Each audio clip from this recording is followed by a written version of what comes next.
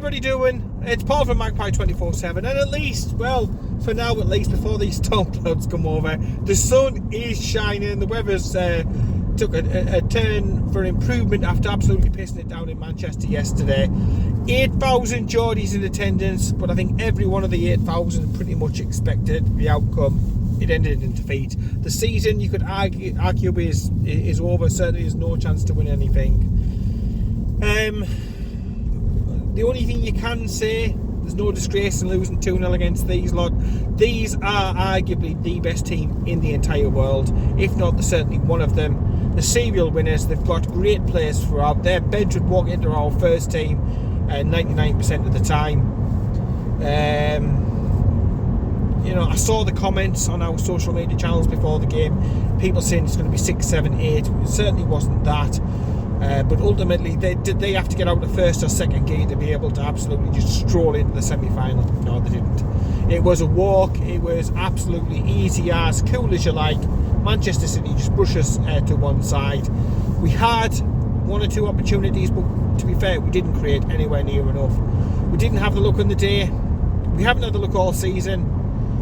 The season has been a stressful one. It's had a couple of really, really high moments, a couple of memories that I will remember for many, many, many, many years to come. You know, the PSG night and stuff like that. Return to the Champions League. Some great victories, but this was never going to be one of them. And yeah, we went out in quite limp fashion in the end of it. Say Isaac, he had 2 opportunities. Manchester City scored through 2 massive, massive deflections. And certainly, if you are going to progress, if you want to get past the Manchester City, you don't need them to have any luck at all, and you need to have all the luck going. We didn't have that. We picked up further injuries during the game. We had a different formation. I've got to credit Eddie for trying to change things, trying something different, because the definition of insanity is trying the same thing and expecting a different outcome. But I would also say that the definition of insanity is playing Dan and Byrne as a left wing back. Fuck me. When you've got Murphy and Byrne, and if that doesn't tell you, if that isn't as plain as you like, when you've got Byrne and Murphy as wing backs in the Premier League, I don't know what does tell you. Alarm bells should be going off in the fact that we need an overhaul of the squad. There are players that need to be moved on. There's players that are just literally past the sell-by date. Might have been great professionals, they've done great things for us, model professionals, and so on and so forth. But in the cold, hard reality, in the harshness, which is tough like football, sentiment has to go to one side, and you've got to say that some of the players that we have got now, I know Eddie Howe is tremendously loyal, and he's already spoken in his pre-match conference. There won't be any mass exodus, there won't be a revolution, blah blah blah blah blah, but there needs to be something, because it's just going to be season in, season out, finding that we are still a million miles away behind these elite level teams. We were bought 2.5 years ago, and they were talking about between 5 to 10 years to be able to win the Premier League. You can double that and stick bells and whistles on it, because we are a million miles away from being able to compete. If the suggestion is that a couple of players per season come in and it's built like that, you will not retain your better players. It's just an absolute statement of the facts. As much as I love Bruno's and Joe Lintons and Isaacs and Botmans and Popes and players like that, they're not going to wait around forever. So there needs to be something really quite drastic.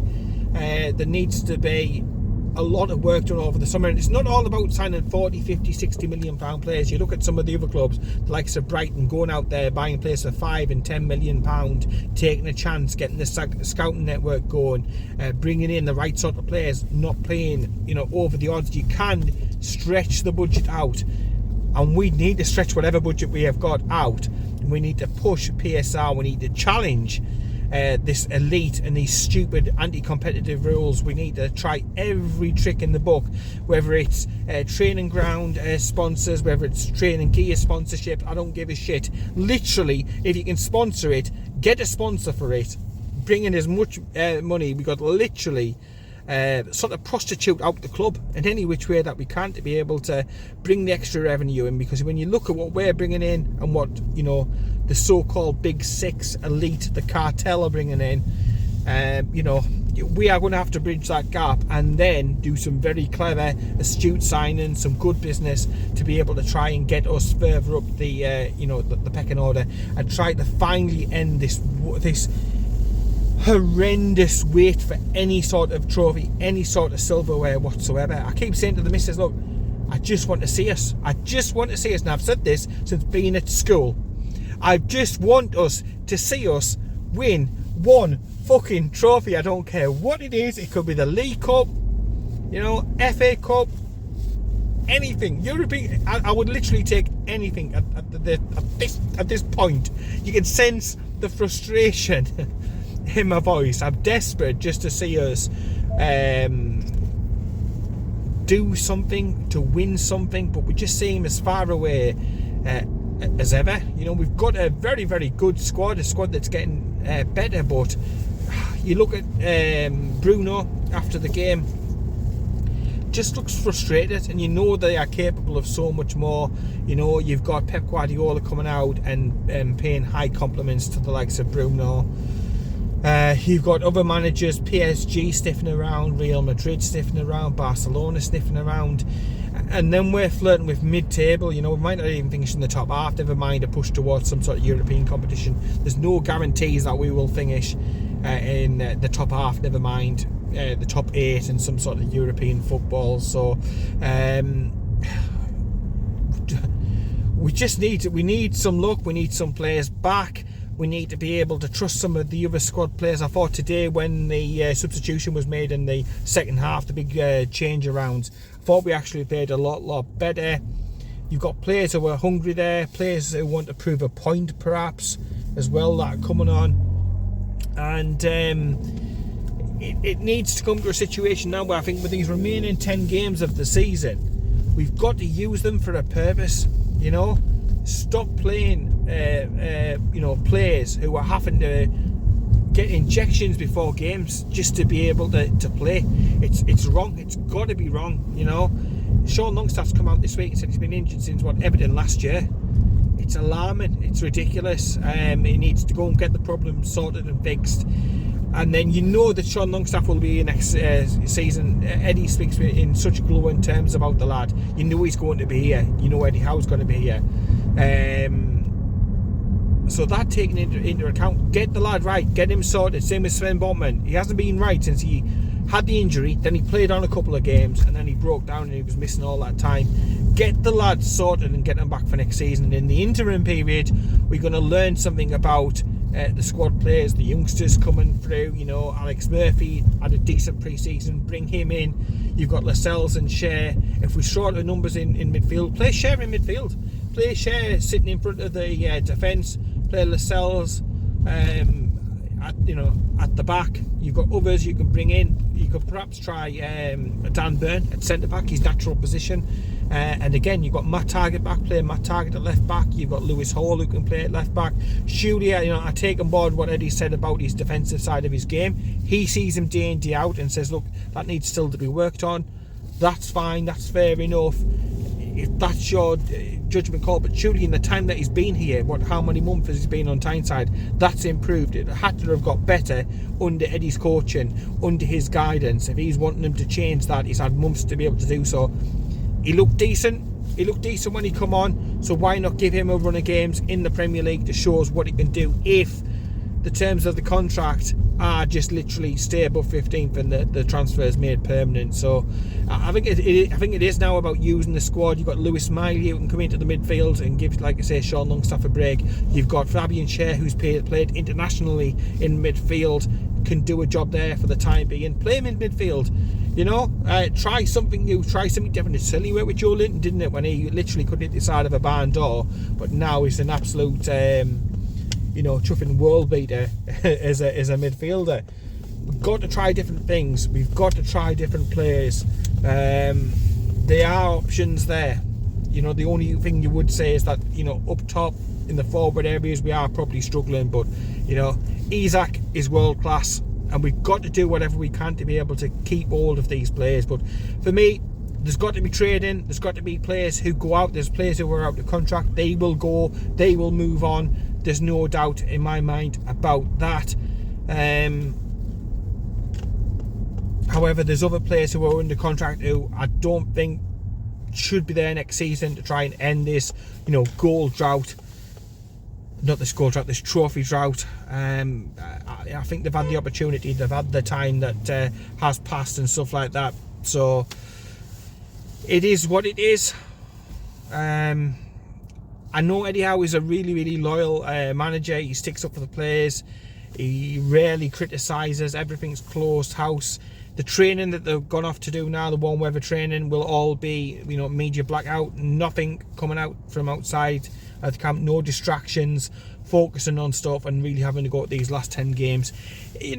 I just think, like I touched upon before, try some different players, try some different stuff.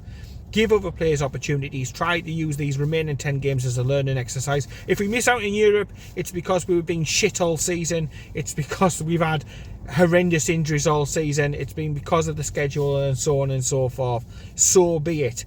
If we don't use these 10 games and go and just literally select the same players who have let us down this season, the same formation that's let us down this season, so on and so forth, what are we going to learn? How are we going to be better ready for next season if we are only going to make a handful of signings? So to me it's about, like I say, giving an Alex Murphy an opportunity, seeing more of Lewis Miley. Let's see what Hall can do.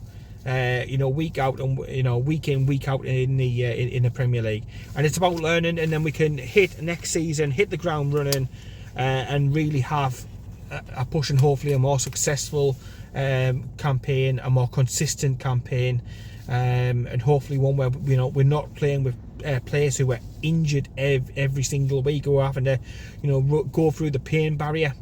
It just doesn't sit well, because like I say, Sean Longstaff's a classic example. I'm not picking on the lad, but he's playing injured. His form has dropped off the side of a cliff. If you continue to do that all season, you'll finish the campaign, no doubt about it.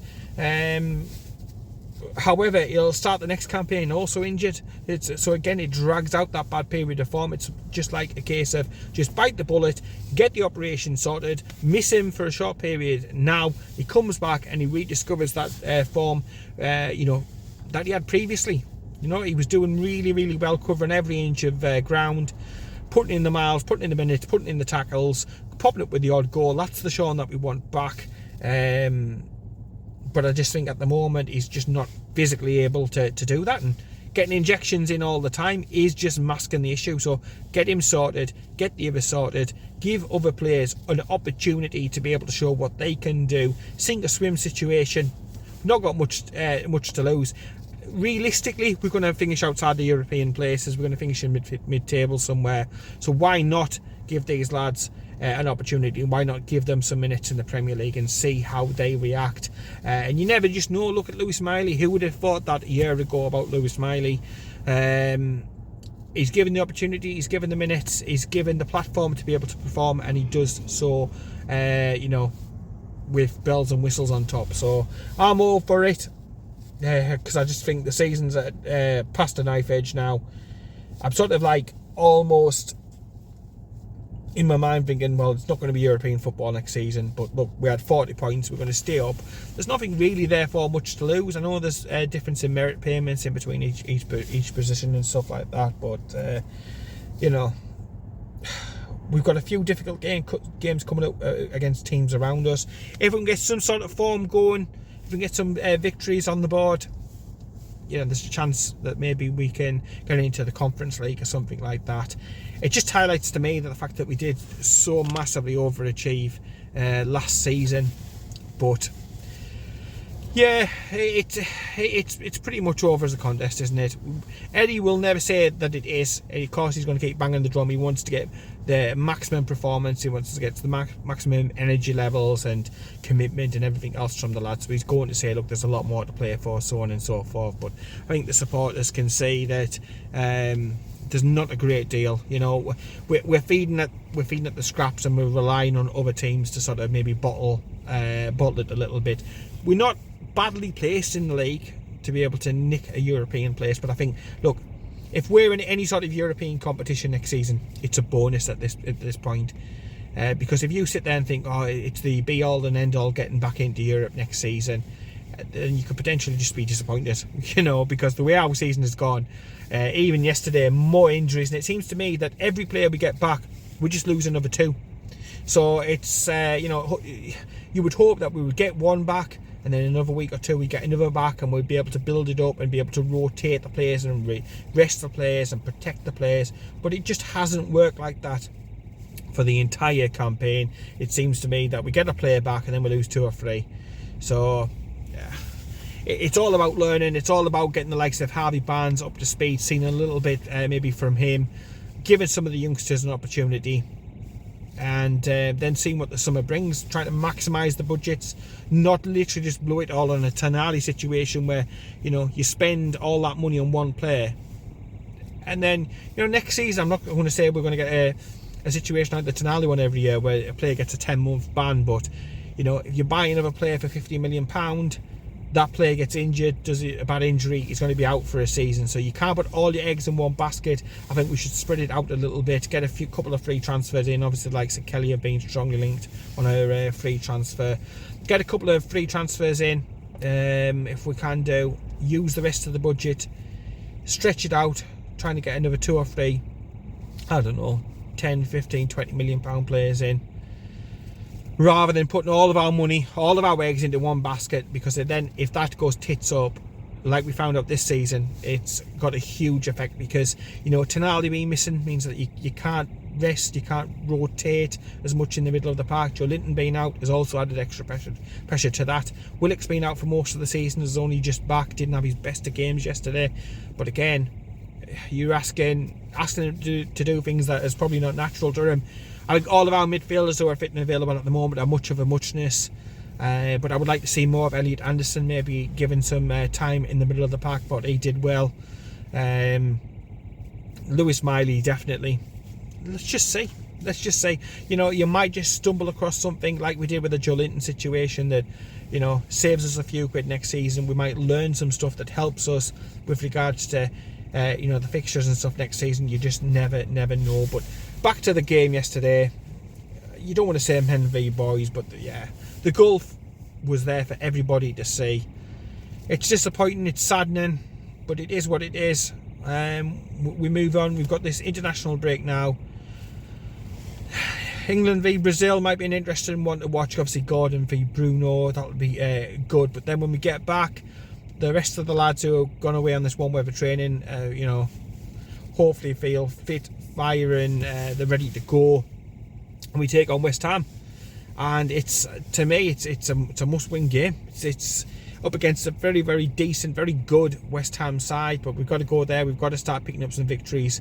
Home soil, we need to keep the form absolutely tight as 2 goats of fucking gloss, and then just see where it takes us. But yeah, hopefully, fingers crossed, we use these 10 games to learn a little bit something more about the lads, about the squad, and who isn't on the journey for the long term and who is on the journey for the long term. And yeah, fingers crossed that Eddie Howe on transfers is just playing the cards close to his chest, because it's so evident that we need an injection of fresh ideas, fresh legs, fresh personalities. That's just my opinion. Let me know what you think down below about our current plight, what we should do between now and the end of the season. Should we stick and persevere with what's got us to the 40-point mark, or should we be trying some of the youngsters? Let me know down below on your thoughts, and also as well with regards to formation, what should Eddie do? Should he keep the 5 at the back really, or the wing back system, shall we say, or should we go back to the tried and tested formation that we've used all season? Let me know down below. Subscribe to Magpie 24/7. Do appreciate your ongoing support. It's been a difficult time recently with regards to everything and work and so on and so forth, so I appreciate you sticking with us, and I'll leave it there. So yeah, looking forward to the West Ham game, can't wait. Hopefully, like I say, to see 1 or 2 new fresh faces, some of the youngsters given a chance, so fingers crossed. But in the meantime, take care, keep it Toon, and I'll speak to you later.